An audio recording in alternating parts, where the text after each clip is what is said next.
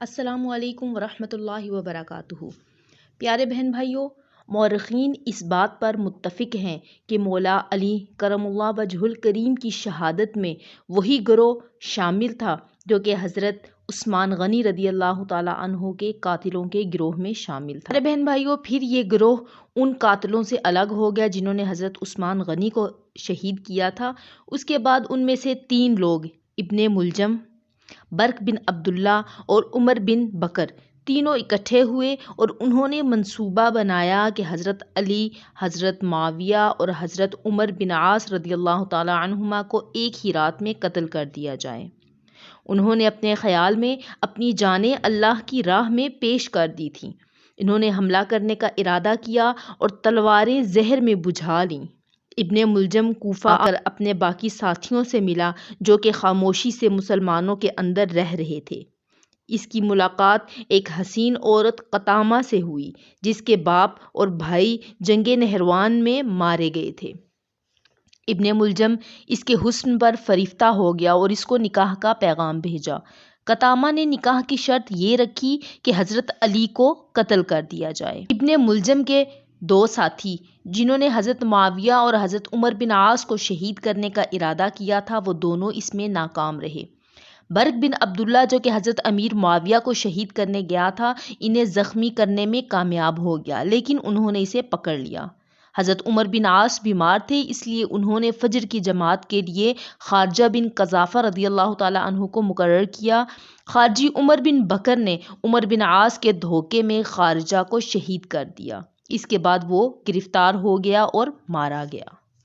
تو پیارے بہن بھائیوں، مولا کائنات، مولا مشکل کشا حضرت علی کرم اللہ وجہہ الکریم کی شہادت کا واقعہ یہ ہے کہ 19 رمضان المبارک کی صبح جیسے ہی آپ مسجد کوفہ میں پہنچے، جو لوگ مسجد میں سوئے ہوئے تھے ان کو آپ نے جگایا۔ ان میں آپ کا قاتل عبد الرحمن ابن ملجم بھی تھا۔ جیسے ہی اس نے امام علی کو دیکھا تو آپ نے فرمایا، فجر کے وقت اللہ کے گھر میں سونا اللہ کو پسند نہیں، اٹھو اور اپنے فعل کو انجام دو۔ یہ کہہ کر آپ محراب کی طرف روانہ ہو گئے، اذان دینے لگے۔ آپ کی آخری اذان جیسے ہی کوفہ کی گلیوں میں گونجی، ہر کوئی رونے لگا اور ایک کہرام مچ گیا اور کہنے لگا، آج یہ آسمان کا رخ کچھ عجیب سا لگ رہا ہے۔ بعد اذان جیسے ہی امام علی علیہ السلام نے عبادت کے لیے مصلی پر پہنچے، آپ نے قیام کیا، رکوع کیا، سجدے میں گئے۔ تو جیسے ہی سجدے میں گئے تو عبد الرحمن ابن ملجم جو اپنے ساتھ ایک تلوار چھپا کر لایا تھا جو کہ زہر میں ڈوبی ہوئی تھی، آپ جیسے ہی سجدے میں گئے اس ملعون نے سجدے کی حالت میں آپ پر وار کر دیا۔ جیسے ہی آپ کے سر پر اس ضرب کا لگنا تھا آپ نے فرمایا، قسط برب الکعبہ، کعبہ کے رب کی قسم آج یہ علی کامیاب ہو گیا۔ مسجد میں کوہرام برپا ہو گیا۔ آپ رضی اللہ تعالیٰ عنہ کے سر کے خون سے مسجد کا محراب رنگین ہو گیا، آسمان سرخ ہو گیا، نمازی سب رونے لگے۔ اتنی دیر میں آپ کے چاہنے والوں نے آپ کے قاتل کو پکڑ لیا اور آپ کی طرف لے کر آئے اور کوئی آپ کے زخم دیکھ کر شہد کا شربت لایا۔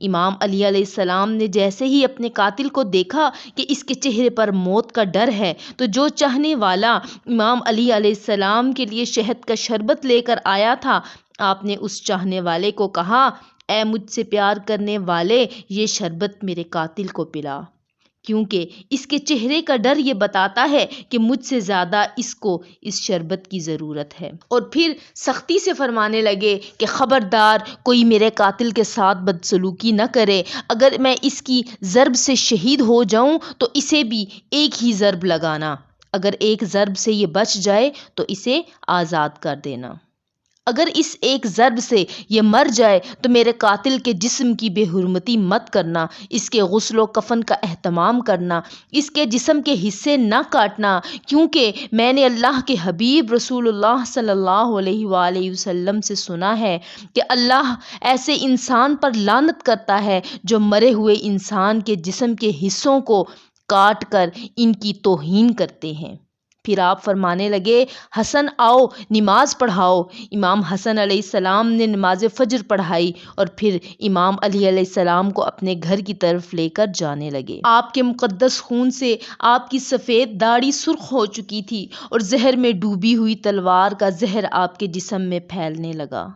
امام علی علیہ السلام جیسے ہی اپنے چاہنے والوں کے ساتھ اپنے گھر کے قریب پہنچے تو آپ نے فرمایا عباس، حسن، حسین، میرے چاہنے والوں کو کہو کہ یہیں سے واپس چلے جائیں، کیونکہ میرے ضرب لگنے کی خبر میرے گھر میں پہلے پہنچ چکی ہے۔ میں نہیں چاہتا کہ میری بیٹیوں کی آواز میرے چاہنے والوں کے کانوں تک پہنچے۔ سو تمام چاہنے والوں کو اپنے اپنے گھروں کو پلٹا دیا گیا۔ امام علی جیسے ہی گھر پہنچے، بی بی زینب، ام کلثوم رونے لگیں، گھر میں کوہرام برپا ہو گیا۔ آپ نے فرمایا گھبراؤ نہیں، اللہ کے ہر فیصلے میں مصلحت ہوتی ہے۔ پس آپ بستر مرض پر آئے، طبیب نے دیکھا تو رو رو کر عرض کرنے لگا کہ امام علی علیہ السلام کے جسم میں زہر پھیل چکا ہے، جتنا ہو سکے امام علیہ السلام کو دودھ پلائیں۔ یہ بات جیسے ہی کوفہ کی گلیوں تک پہنچی تو کوفہ کے ننھے ننھے یتیم بچے اپنے ہاتھوں میں دودھ لیے امام علی کے دروازے تک پہنچے اور کہنے لگے یا حسن یا حسین، ہمارے امام کو ہمارے حصے کا دودھ بھی پلائیں۔ ہم ایک مرتبہ یتیم ہو چکے ہیں، دوسری مرتبہ نہیں ہونا چاہتے۔ آپ بستر بیماری پر بھی مسلسل اللہ کا ذکر کرتے رہے۔ پیارے بہن بھائیوں، جیسے ہی 19 کا دن گزرا اور 20 رمضان المبارک کی رات آئی، آپ نے فرمایا اب میرے حجرے میں کوئی نہیں آئے، کیونکہ اس دنیا کے جنات میری زیارت کو آئیں گے۔ جب 20 رمضان کا دن طلوع ہوا تو آپ نے فرمایا حسن جاؤ میرے چاہنے والوں کو بلاؤ۔ جیسے ہی آپ کے چاہنے والے آپ کے قریب پہنچے تو دیکھتے ہیں کہ امام علی علیہ السلام کا چہرہ مبارک جسم میں زہر پھیلنے کی وجہ سے زرد ہو چکا ہے۔ آپ نے فرمایا پوچھو آج بھی علی تمہارے ساتھ ہے؟ میں زمین کے راستوں سے زیادہ آسمان کے راستے جانتا ہوں۔ پوچھ لو، کیونکہ تم اپنی آنکھوں سے مجھے دیکھ نہیں پاؤ گے تو بار بار پچھتاؤ گے کہ کاش کچھ پوچھ لیتے۔ آپ کے عقیدت مند زارو قطار رونے لگے۔ کسی نے آپ سے سوال کیا، کسی نے آپ سے جواب لیا، کوئی صرف آپ کی زیارت کرتا رہا۔ جب سارے لوگ چلے گئے تو پھر آپ نے فرمایا حسن ہمارے پورے خاندان کو جمع کرو۔ سارے خاندان کے افراد آ گئے۔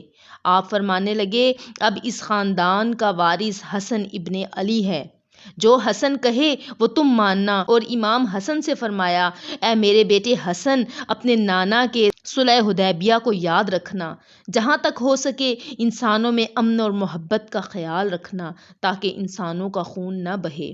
پھر آپ نے فرمایا حسن و حسین میری شہادت کے بعد میرے جنازے کی، میری قبر کی کسی کو خبر تک نہ دینا۔ میرا جنازہ اونٹنی پر رکھ دینا اور پیچھے سے حسن و حسین تم اٹھانا، آگے سے جبرائیل و میکائیل اٹھائیں گے، کیونکہ مجھے پتا ہے کہ اللہ کے دین کے دشمن میری شہادت کے بعد یہ چاہیں گے کہ اس علی کی قبر کو کھود کر اس کے جنازے کی توہین کریں۔ میری قبر پہلے سے بنی ہوگی، جہاں وہ اونٹنی رکے وہیں میری تدفین کر دینا، اور یہ بات کسی کو نہ بتانا جب تک کہ اللہ خود ظاہر نہ کر دے۔ پھر آپ نے اپنے بیٹے عباس کو بلایا اور فرمانے لگے عباس، میں نے تمہیں اللہ سے کربلا کے لیے مانگا تھا، تو حسین کا محافظ ہے، جو حسین کہے وہ تمہیں کرنا ہے۔ اور پھر اپنے بیٹے حسین کو بلایا اور فرمایا حسین، تمہاری شہادت کی خبر تمہارے نانا نے تمہاری پیدائش کے وقت ہی سنا دی تھی۔ حسین، تمہیں کربلا میں 3 دن بھوکا پیاسا رکھ کر قتل کر دیا جائے گا، تمہارے بچوں کو، تمہارے بھائیوں کو، تمہارے ساتھیوں کو تمہارے ہی سامنے شہید کیا جائے گا۔ حسین، حسین، تمہاری لاش پر گھوڑے دوڑائے جائیں گے۔ تمہاری شہادت کے بعد میری بیٹیوں کو، تمہاری بہنوں کو، ہمارے گھر کی عورتوں کو اسی کوفے اور شام کی گلیوں میں پھرایا جائے گا۔ ان کو پتھر مارے جائیں گے۔ حسین، جب تمہارا آخری وقت ہو اور الوداع کہنے بیبیوں کے خیمے میں آؤ تو اپنی بہنوں کے بازو چوم کر یہ کہنا کہ بابا نے کہا تھا کہ اسلام کے لیے ہر غم سہنا اور اسلام کے پرچم کو ہمیشہ بلند رکھنا، ہر موڑ پر اللہ کے رسول کی نبوت کی گواہی دیتے رہنا۔ بس اتنی دیر میں آپ فرمانے لگے، سلام ہو یا رسول اللہ صلی اللہ علیہ وآلہ وسلم۔ تو گھر میں کوہرام مچ گیا۔ سب کہنے لگے، یا علی، کیا ہمارے ساتھ رسول پاک صلی اللہ علیہ وآلہ وسلم ہیں؟ امام علی علیہ السلام نے فرمایا، اللہ کے رسول اور تمہاری ماں فاطمہ الزہرا مجھے لینے آئے ہیں۔ یہ کہہ کر آپ نے اپنی مبارک آنکھیں بند کیں اور رفیق اعلیٰ سے جا ملے۔ گھر میں کوہرام مچ گیا، یوں حسنین کریمین یتیم ہو گئے۔ آپ کی شہادت کے بعد آپ کی وصیت پر عمل کرتے ہوئے آپ کے جنازے میں کسی کو بھی شریک نہیں کیا گیا۔ آپ کا جنازہ پیچھے سے حسن و حسین نے جیسے ہی اٹھایا تو آگے سے جبرائیل و میکائیل اٹھانے لگے اور ایک نورانی اونٹنی پر سوار کر دیا۔ حسن و حسین جبرائیل و میکائیل کے علاوہ کسی کو خبر تک نہیں، خاموشی سے اسی اونٹنی کے پیچھے چل رہے تھے کہ جیسے ہی کوفہ سے تھوڑا سا آگے گئے، ایک چمکیلے پتھر پر وہ اونٹنی رک گئی۔ اس پتھر کو ہٹایا گیا تو وہاں ایک قبر پہلے سے ہی بنی ہوئی تھی اور اس پر لکھا ہوا تھا کہ یہ قبر اللہ کے نبی نوح نجی اللہ نے بنائی تھی، اللہ کے اس ولی علی کے لیے کہ جس کے صدقے میری کشتی کو نجات ملی۔